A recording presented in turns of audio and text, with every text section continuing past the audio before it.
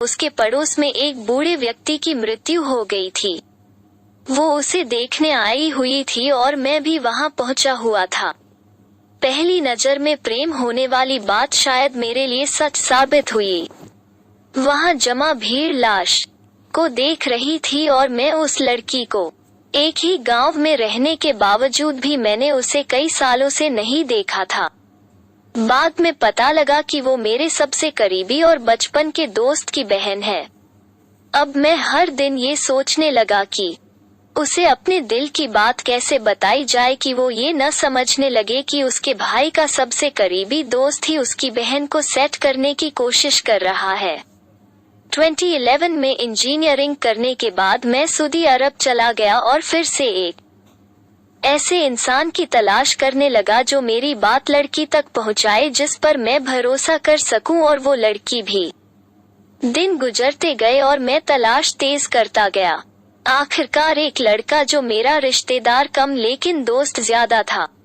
उसे मैंने पूरी कहानी सुनाई और कहा, तुम पहले लड़की के दिल की बात जानना कि कहीं उसकी जिंदगी में कोई लड़का है तो नहीं।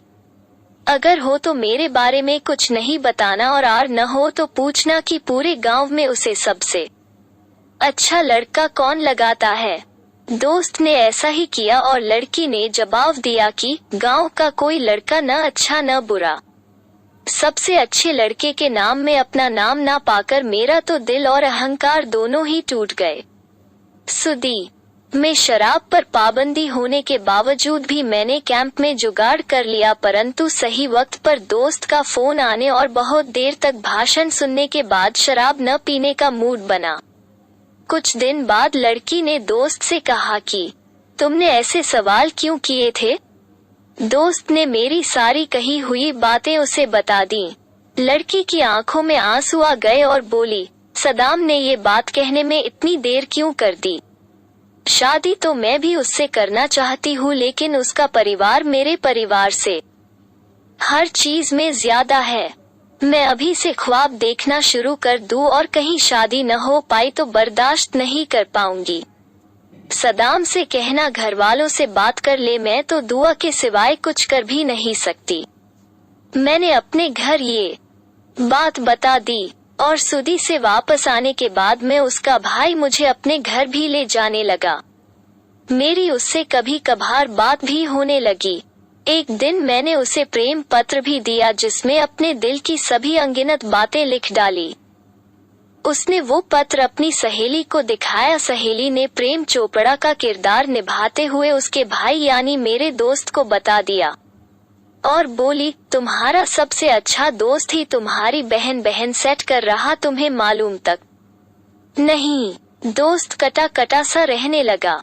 अपना दिल और इरादा साफ रहने की वजह से मैंने खुद ही दोस्त को सब साफ साफ और सच बता दिया और कहा कि अगर तुम्हें मुझसे अच्छा लड़का मिले तो तुम उसकी शादी उससे कर देना, वरना मैं करना चाहता हूँ। अक्लमंद होने की वजह से वो मान गया और बोला, सही वक्त आने पर देखेंगे।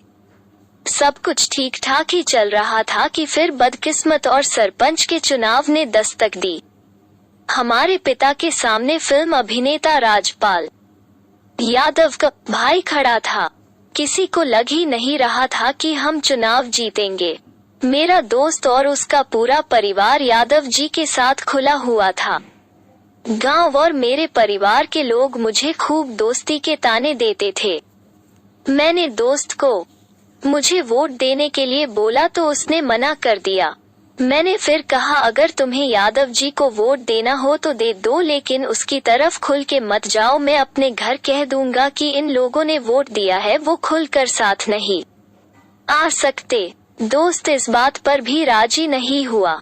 मैंने उसके घर जाना बंद कर दिया, उन सब से बोलना भी बंद कर दिया। आखिर में चुनाव में हमारी जीत हुई। 2015 के बाद से अब तक न तो दोस्त से और न ही उसकी बहन से कोई बात हुई।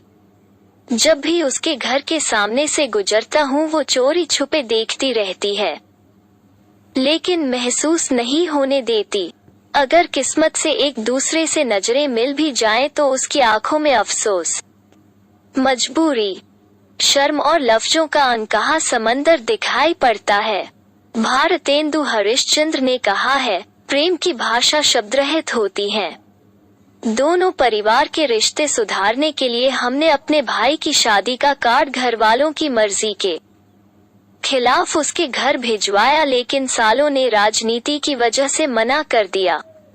मेरे घर में सभी लोगों को और उसके घर में आधे लोगों को मेरे इस मामले के बारे में पता है, जिसमें मेरे परिवार के आधे लोग मेरे खिलाफ और आधे उदासीन हैं। उसके घर में शायद 2 to 3 लोग ही मेरे साथ हैं। 2021 में शादी करने का प्लान है, क्योंकि 2020 में फिर से सरपंच का चुनाव है। किस्मत, रंग और जिंदगी मोड़ बदलने के तैयार है और हम उसका मुकाबला करने को मैंने भी तय कर लिया है, या तो सिर्फ तुम या फिर कोई भी नहीं। जैसा कि फ्यूरी में ब्रैड पिट कहता है, अगर आप उस चीज की खातिर नहीं लड़ते जो आप हासिल करना चाहते हैं, तो फिर उस चीज को खोने के बाद आपको रोने का कोई हक नहीं।